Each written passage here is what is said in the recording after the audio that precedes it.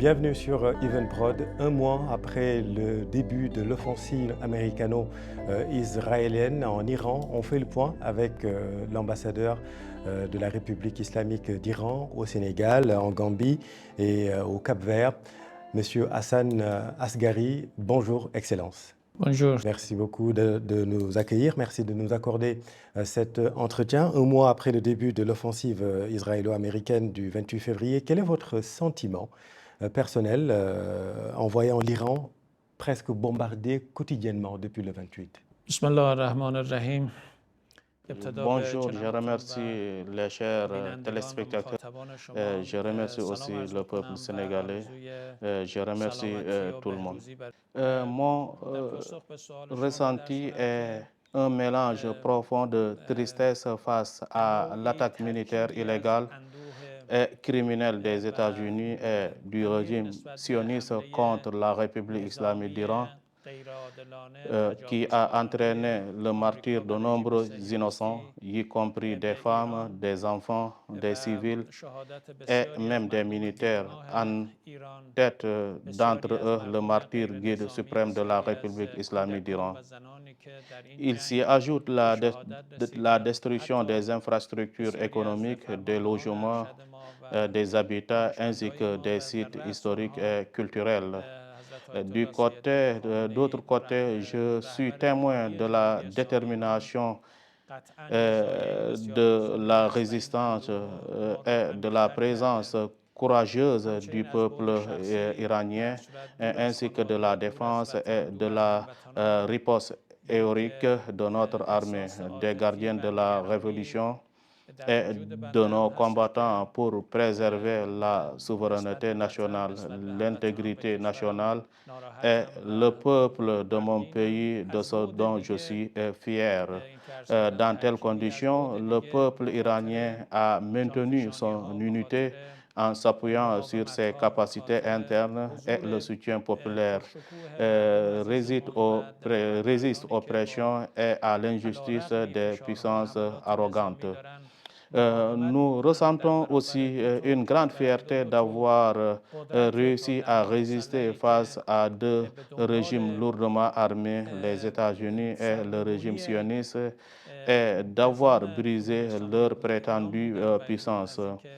Sans aucun doute, le fait d'être éloigné de ma patrie, de ma nation, de mon pays, de ma famille, de mes compatriotes dans des situations aussi sensibles et émotionnellement très difficiles. Et je suis inquiet pour mon pays et pour mon peuple.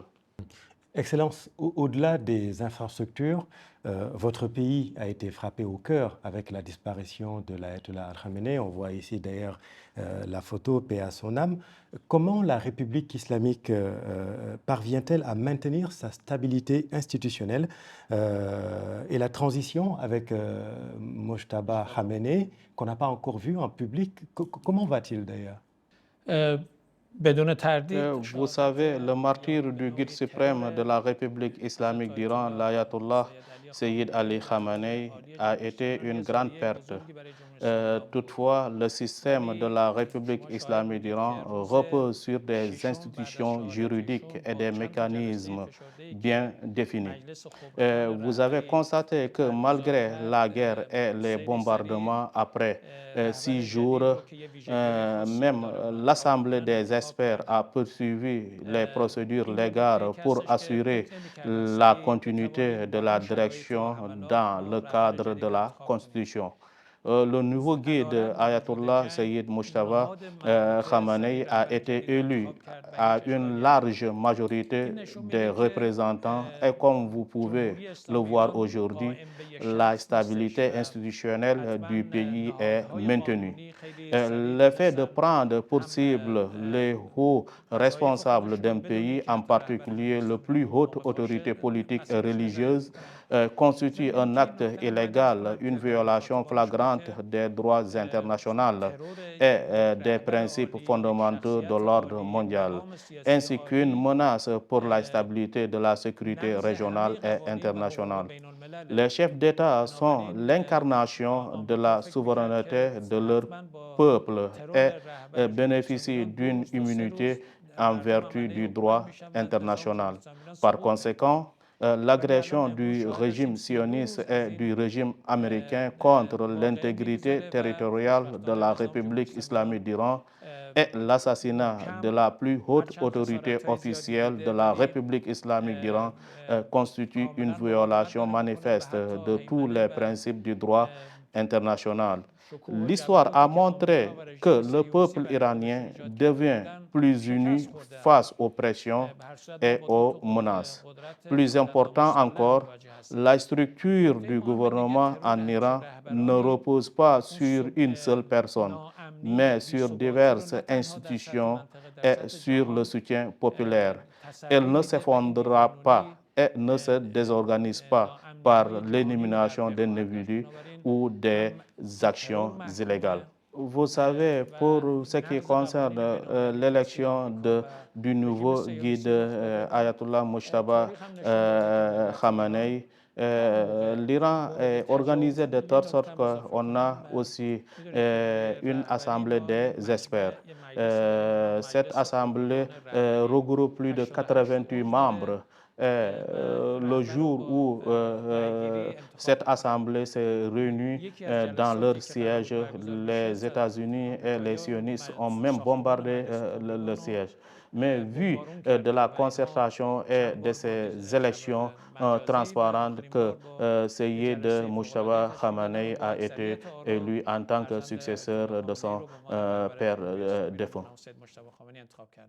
On parle de centaines de morts civiles et de sites stratégiques détruits, comme vos dépôts pétroliers. Quelle est la situation humanitaire réelle à Téhéran et dans les grandes provinces aujourd'hui? Chers téléspectateurs, par conséquent, l'affirmation de ces deux régimes selon laquelle il ne viserait que des institutions militaires est totalement mensongère. Le ciblage d'une école, par exemple, à Minab, ayant entraîné la mort de 185 élèves, ainsi que l'attaque de la frégate Dina dans l'océan Indien, ayant causé la mort de plus de 80 personnes et la disparition de 20 autres sont des exemples. Donc, selon les dernières statistiques que nous avons, 85 176 centres civils ont été attaqués et endommagés, dont 65 000 habitations, et nous avons aussi plus de 20 000 unités commerciales qui ont été bombardées. Donc, revenons un peu plus large pour ce qui concerne particulièrement la province de Téhéran a été la principale cible de bombardement ennemi et a subi les dégâts les plus importants. Au total, 282 centres de santé, 10 hôpitaux, 120 ambulances et des véhicules de sapeurs-pompiers, ainsi que 600 écoles et des centaines d'autres établissements éducatifs ont été touchés. Plus important encore, 120 sites historiques et patrimoine culturel dont beaucoup étaient inscrits au patrimoine national et à l'UNESCO ont été endommagés. Les pertes humaines et les destructions d'infrastructures sont donc considérables. Toutefois, le gouvernement, en mobilisant les ressources nationales, s'efforce d'assurer la continuité des services essentiels, notamment dans les domaines de la santé, de l'énergie et des secours. La situation humaine reste sous contrôle, bien qu'elle nécessite une attention et une responsabilité accrue de la part de la communauté internationale. Excellence, des drones iraniens s'abattent désormais sur les Émirats arabes unis et l'Arabie saoudite. Le Koweït également a été touché. Pourquoi cette extension géographique considérez-vous ces pays voisins comme des belligérants à part entière? Nous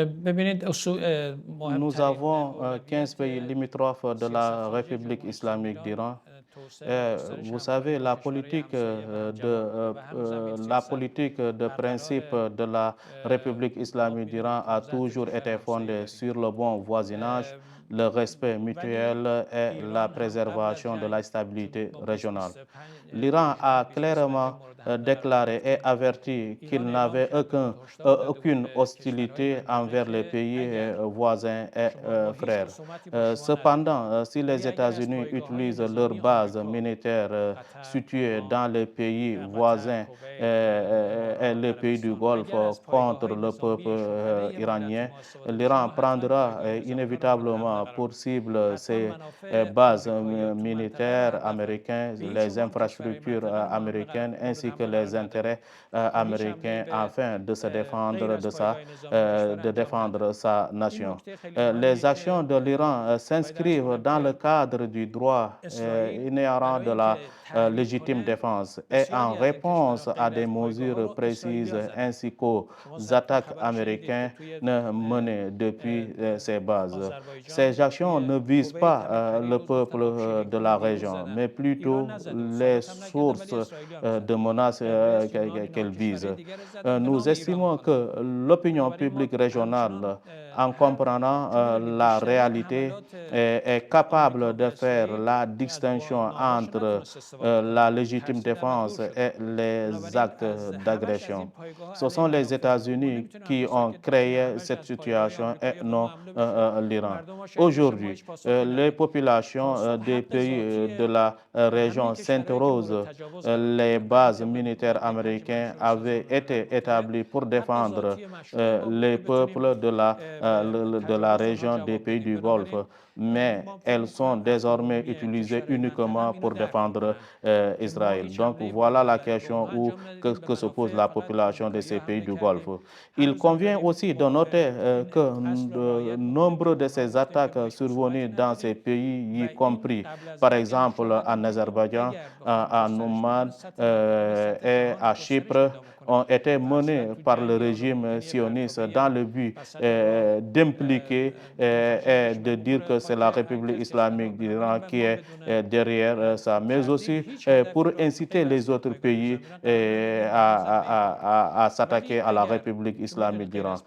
Même vous êtes témoin hier que certaines infrastructures et installations de dessalement du Koweït ont été même attaquées par le régime sioniste pour dire que c'est la République islamique d'Iran qui est derrière tout ça. Donc l'Iran reste pleinement attaché à une politique de bon voisinage avec les pays de la région. Toutefois, il attend de ces derniers qu'ils s'abstiennent de mettre leur territoire et leurs moyens à la disposition des Américains qui sont les agresseurs et le régime sioniste. Un tel comportement est considéré en droit international comme une participation et une assistance à un acte d'agression. Les États-Unis exploitent actuellement le territoire et les ressources de ces pays de la région pour étendre le conflit à l'ensemble de la région. Donc, les actions défensives de la République islamique d'Iran contre les États-Unis et ces attaques contre leurs bases ne doivent en aucun cas être interprétées comme les attaques contre les pays de la région.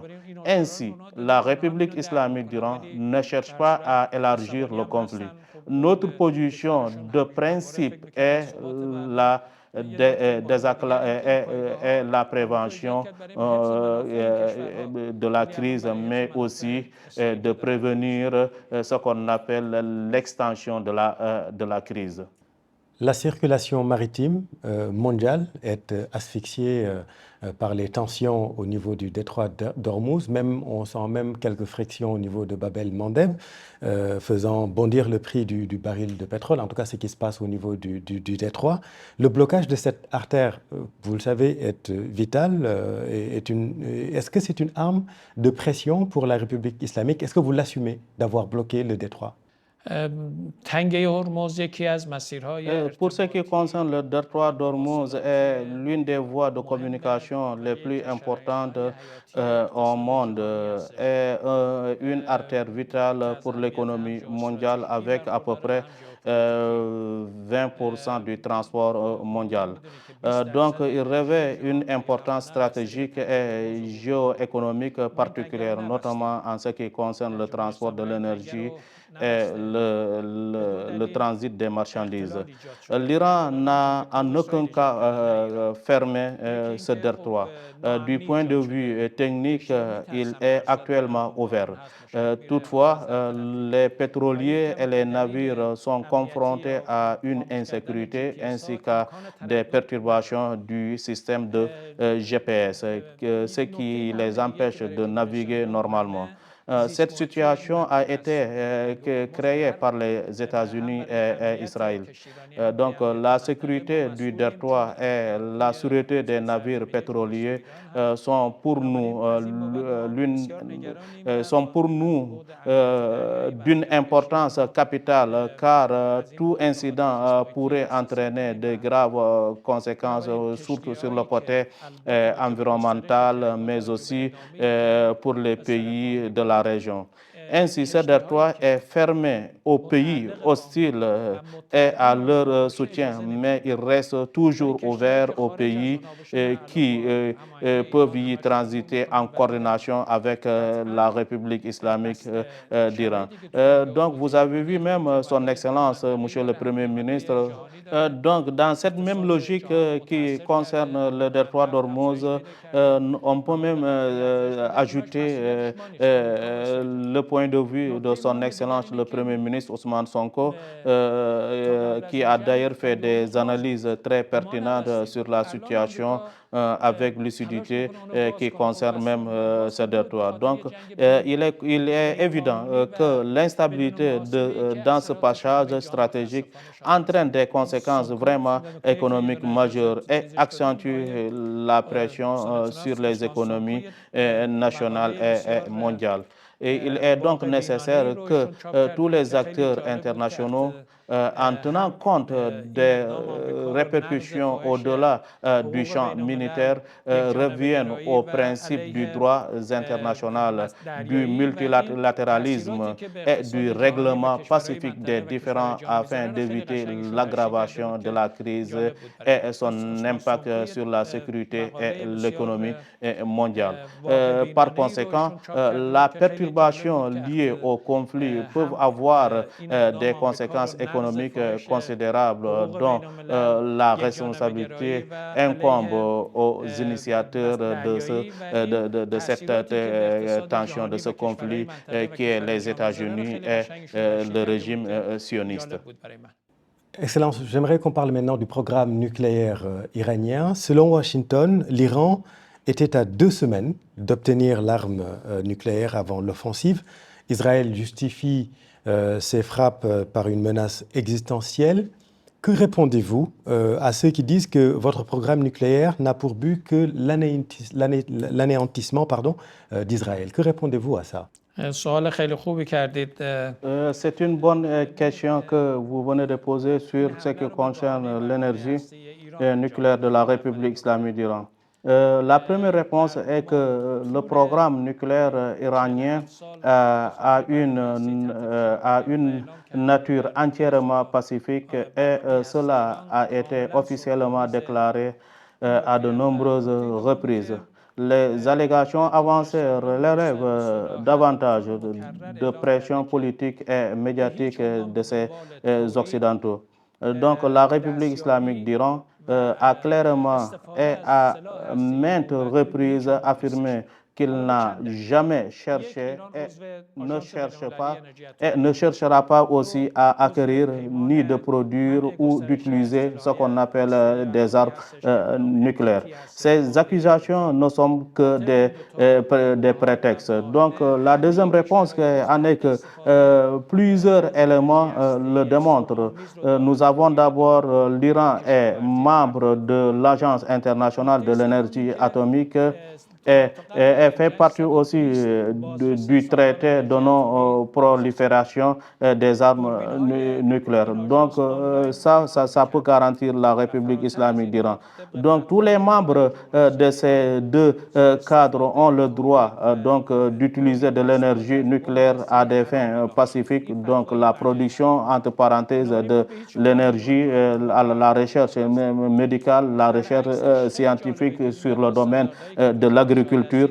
Donc, avant la guerre, 120 experts, inspecteurs de l'Organisation de l'énergie atomique contrôlaient les installations nucléaires de la République islamique d'Iran. Mais en même temps aussi, nous avons des caméras de surveillance qui assuraient une surveillance continue de 24 heures sur 24 heures. Par ailleurs, l'Organisation de l'énergie atomique ainsi que 16 agences de sécurité et de renseignement américains ont, à travers ces rapports, affirmé que la République islamique d'Iran n'avait dévié en aucune manière de son programme nucléaire. L'autre volet le plus intéressant de tout ça, c'est le point de vue du guide suprême de la République islamique d'Iran par une fatwa interdisant la production, l'utilisation de toute arme de destruction massive, y compris les armes nucléaires. En revanche, l'Iran souligne que le double standard dans le régime de non-prolifération, notamment concernant l'arsenal nucléaire du régime sioniste, sapant la confiance et la sécurité collective. Chers téléspectateurs, comment se fait-il que ce régime dispose de 200 à 400 ovides nucléaires sans être membre du traité de non-prolifération ni de membres de l'Organisation internationale de l'énergie atomique, sans faire l'objet de pression ni de reddition des comptes, alors que la République islamique d'Iran est soumise à des pressions constantes. Un autre point important est que le président des États-Unis, Donald Trump, a déclaré à plusieurs reprises, mais surtout lors de l'attaque du juin 2025, qu'il a aussi répété à plusieurs reprises que les installations nucléaires iraniennes avaient été bombardées, détruites et anéanties. Si tel est le cas, pourquoi alors lancer une nouvelle attaque du 28 février sous les mêmes prétextes et continuer à évoquer le programme nucléaire? Donc, du point de vue de l'Iran, la sécurité durable dans la région ne peut être assurée par des armes nucléaires, mais par le dialogue, la transparence, le respect mutuel et la création d'une région exempte d'armes de destruction massive. En un mot, tout ce qui derrière tout ça, on sait que le président des États-Unis voulait prendre ou bien voulait faire même mise sur ce qu'on appelle les ressources naturelles de la République islamique d'Iran. Est-ce que vous pouvez nous expliquer un mot sur la résilience du peuple iranien? En tout cas, on a vu que depuis le début de la guerre, donc ça fait maintenant un mois que vous êtes littéralement bombardés, mais l'Iran résiste et les missiles partent encore, les drones partent encore. L'Iran aussi avait préparé cette guerre depuis longtemps, Excellence? Vous savez, le régime sioniste et les États-Unis d'Amérique ont sous-estimé la République islamique d'Iran et ils ont commis des erreurs très graves. Et c'était les mêmes erreurs qu'ils avaient commises lors de la guerre de 12 jours. Ils avaient sous-estimé la République islamique d'Iran. Et durant ces 12 jours, à la fin, c'est eux-mêmes qui ont demandé un cessez-le-feu. La République islamique d'Iran a plus de 47 ans d'expérience qui sont considérés comme des sanctions économiques illégales des Occidentaux et des États-Unis. Ces problèmes fondamentaux que les manifestations que vous voyez à l'intérieur de la République islamique d'Iran sont dues tout simplement aux sanctions économiques, aux embargos que les pays occidentaux ont infligés à la République islamique d'Iran pour exciter le peuple à révolter, à se soulever contre le régime. Et malgré les médias occidentaux à l'encontre de iranophobie, donc la République islamique d'Iran est un pays libre et démocratique. Autre volet qu'ils ont commis comme des erreurs, ils croyaient que s'ils vont martyriser le guide suprême de la République islamique d'Iran, donc le problème sera terminé et la population va se soulever contre le gouvernement et contre le régime. L'autre erreur qu'ils ont commis, qu'ils ne savaient pas, ils ont agressé la République islamique d'Iran au mois béni, qui est un mois de prière, un mois sacré, c'est le mois de Ramadan. En tant que musulman, tout le monde savait quel est l'intérêt et quels sont les points positifs qui concernent les utilités qui sont dans ce mois béni, le mois de Ramadan. Et malgré tout ça, avec les bombardements, quand vous voyez les médias, quand vous allez à Téhéran, vous voyez chaque nuit la population dans les rues, dans les lieux publics, pour soutenir, pour dire gloire aux gardiens de la mais aux forces armées, et pour soutenir aussi le gouvernement. Au sens contraire, chaque nuit, vous voyez les Israéliens en train de se cacher au niveau des abris. Donc ça, c'est une différence entre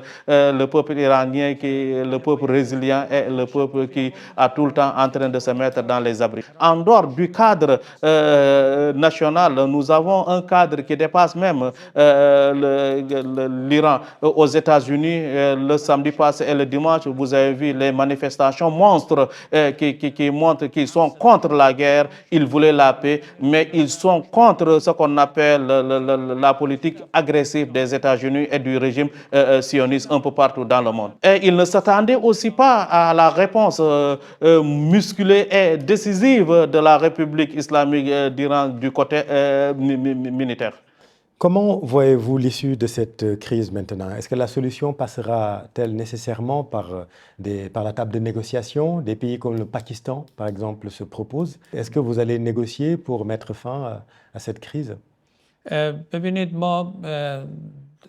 Vous savez, pour ce qui concerne la solution, nous avions entamé à 2 reprises au mois de juin, au mois de janvier, pour parler des diplomatiques, des dialogues, mais à chaque fois qu'on a eu cette expérience que nous discutions avec les États-Unis d'Amérique, ils viennent agresser la République islamique d'Iran. Au mois de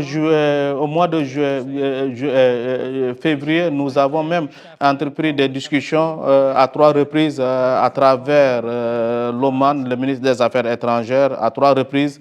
Et nous sommes même arrivés à une issue positive. Presque ce qui restait, c'est de signer des accords.